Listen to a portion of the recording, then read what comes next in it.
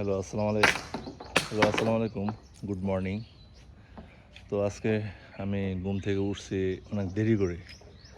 তো এই জন্য আমি আর আজকে করিনি, রাস্তায় যাইনি।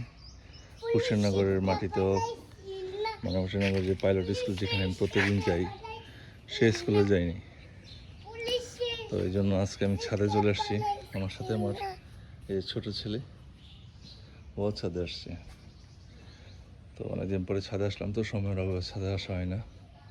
তো এসে দেখলাম যে আমার ছাদটা খুব অপরিষ্কার, শ্যাওলা, এই যে অনেক শ্যাওলা। আর এই যে কিছুদিন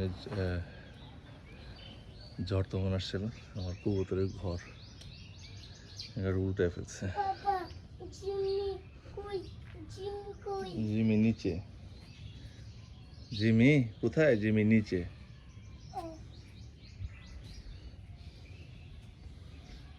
কি অবস্থা ছাদে? এগুলো এখন পরিষ্কার